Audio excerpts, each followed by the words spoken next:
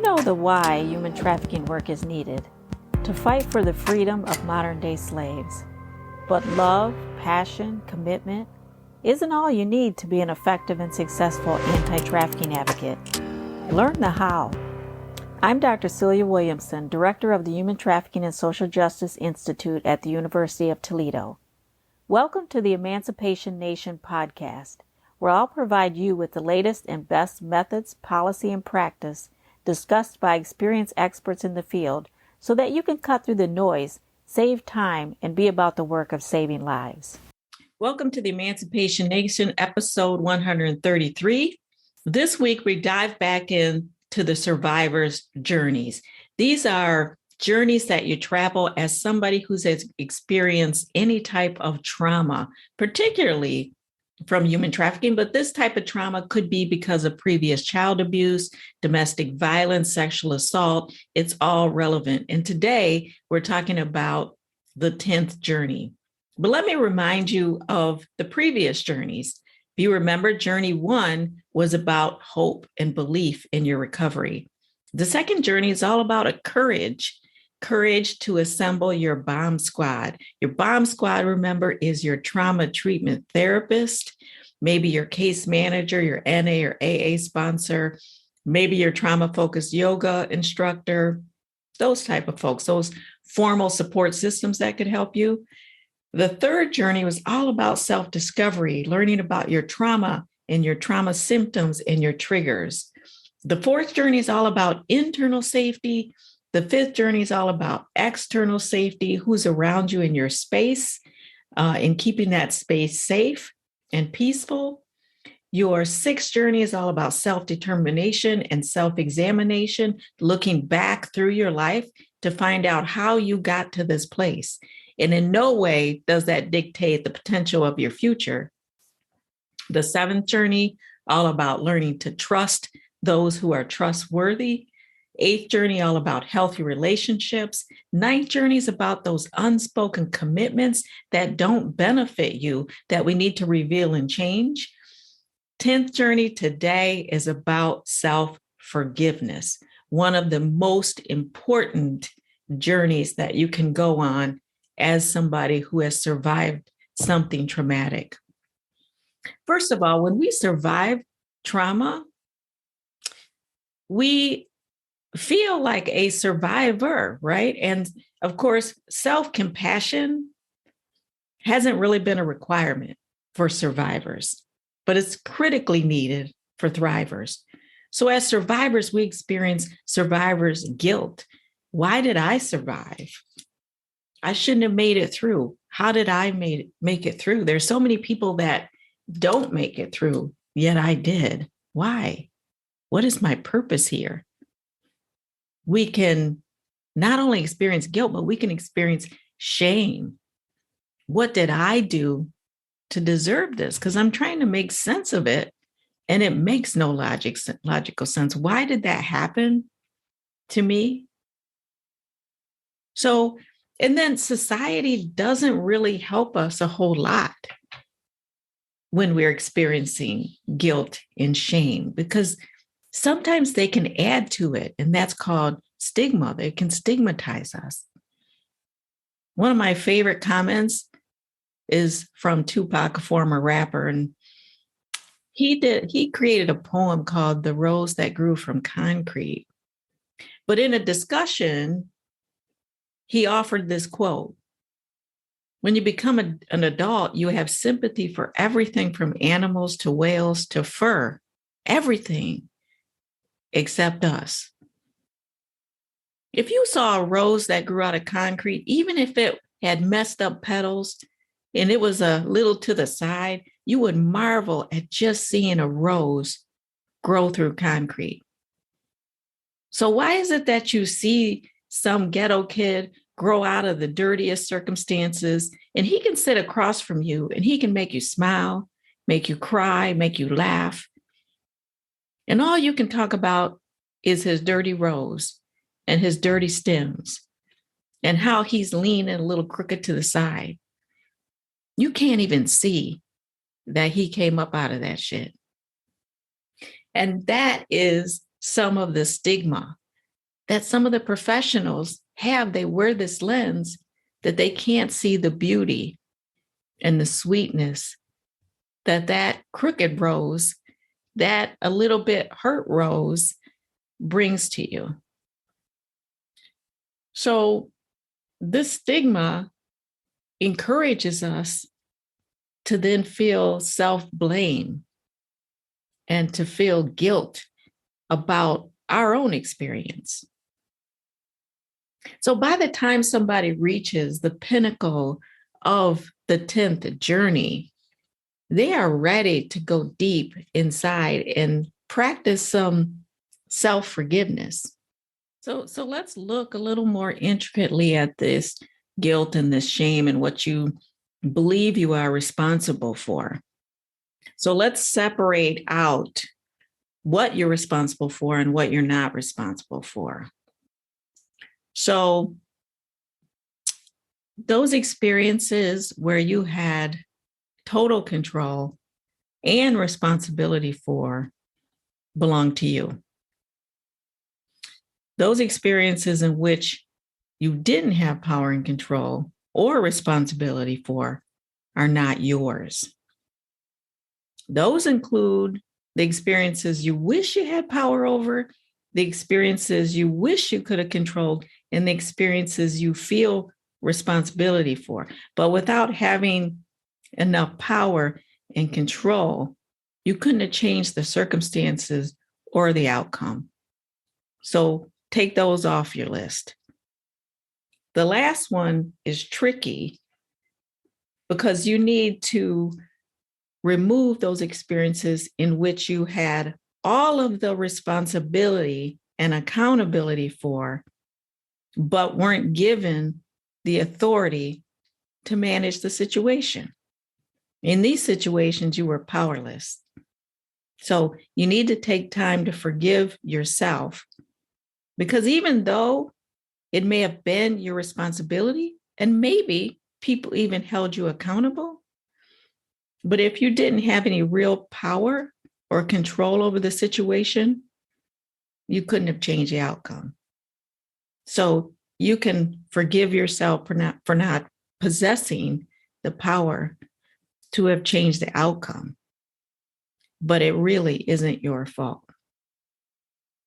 In other situations, we lack the emotional strength, knowledge, or intellectual capacity to know better at the time. As Maya Angelou says, when you know better, you do better.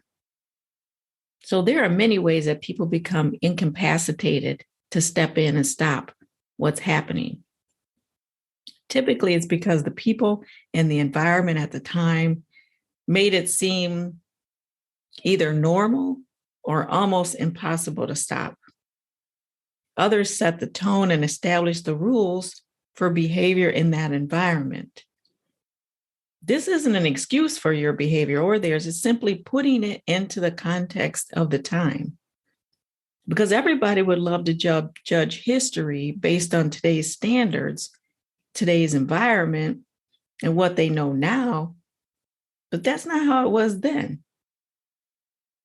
In some cases, we were facing a traumatic experience ourselves, and perhaps we were paralyzed by fear and couldn't have done any better than what we did. Whatever the case may be, understanding allows you to accept what happened, feel a level of guilt about it, and then practice self-forgiveness. And understanding why you could have participated in something that you even find despicable now kind of allows you to process through it. We participated because we didn't have the tools to process that it was wrong. We didn't have the capacity and the self-knowledge sometimes and the power to go against the grain. In these cases, you could wish that something could have been different. You can mourn the fact that you wish you would have done something different than what you did or didn't do. But the truth is that you didn't have the emotional strength, the intellectual capacity to have done anything different. You can wish you had power and control, but you truly didn't. You can forgive yourself for not having these things. Having been vulnerable or perhaps victimized yourself, you can certainly relate to this. The appropriate thing to do is feel remorse for not having the wherewithal that you now have. But what is unfair to you is to continue to blame yourself for what happened then based on what you know now. That simply isn't fair. If you had an experience where yourself or someone else got hurt or you were emotionally powerless to stop it, forgive yourself. Feeling remorseful about it and wishing it would have been different is appropriate. Grieving it is normal. Feeling guilty even is normal, but being ashamed for something that you lack the capacity to control and can't go back and change today is not healthy. Let's practice grief and remorse, feeling sad that it happened. That's okay. And may even be a good thing to do for a little while. And let's forgive ourselves because we couldn't have changed what happened. We didn't have the emotional power. We didn't have the intellectual tools, the life lessons, or the capacity. Whatever the case may be, you might even consider writing a letter to yourself and asking yourself for forgiveness. And then burning that letter and putting that to rest. Letting those demons go. So the 10th journey is all about loving and forgiving ourselves and also practicing gratitude and practicing grace. You know, if we're not grateful, we're often entitled.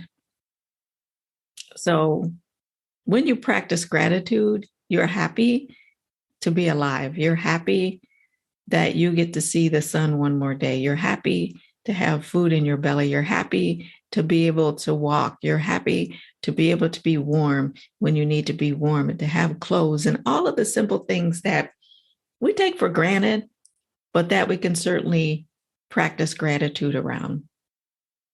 And grace, of course, is offering forgiveness, sometimes to people who don't even deserve it. So if you feel you don't even deserve it, that's okay.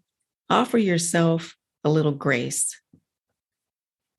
And then try to be conscious and consistent and kind to yourself whenever you can.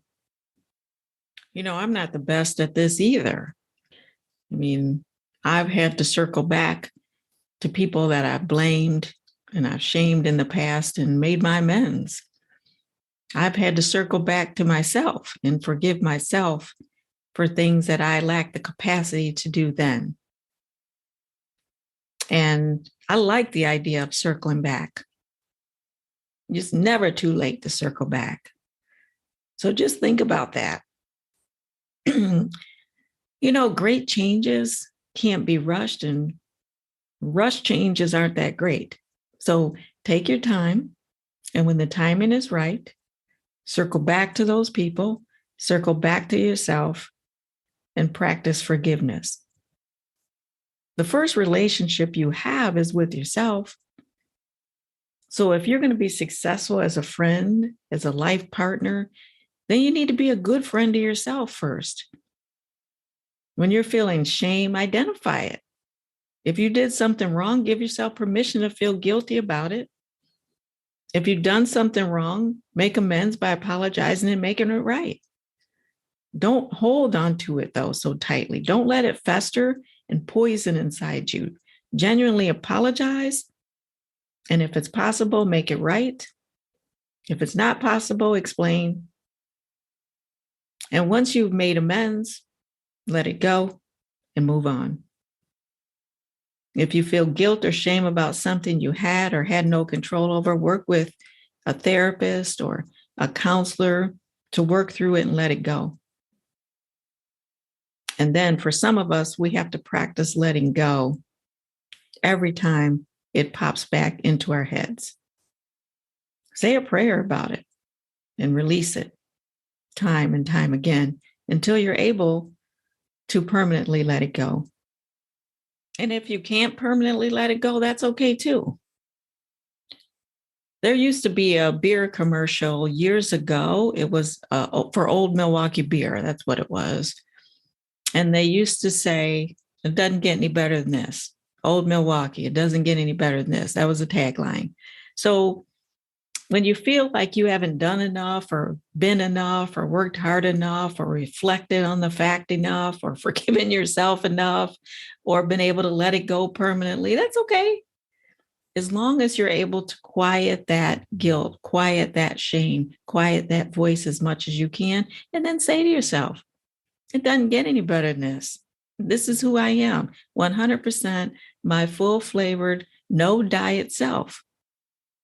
Be your 100% genuine, authentic, flawed self. And that will be okay. When you feel disappointed in yourself, quickly forgive yourself and move forward. The fact of the matter is that most people have strong days and they have weak days.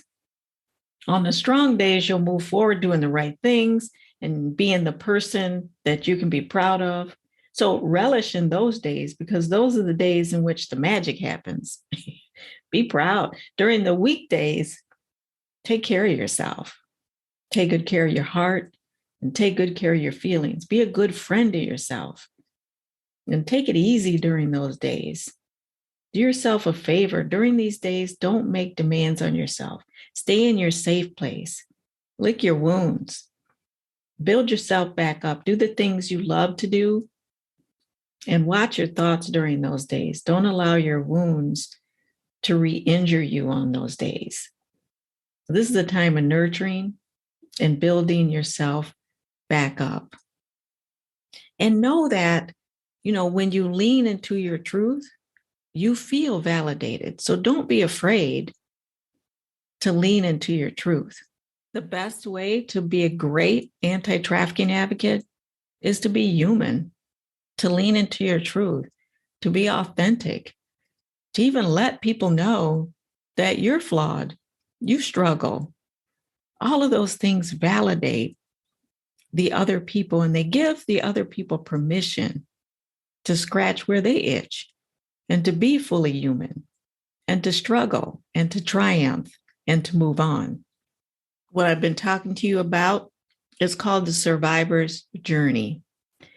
And it's my next book that will be out soon, along with a workbook for survivors of domestic violence, of human trafficking, of child abuse, of sexual assault, to go through the journeys and discover and recover and heal.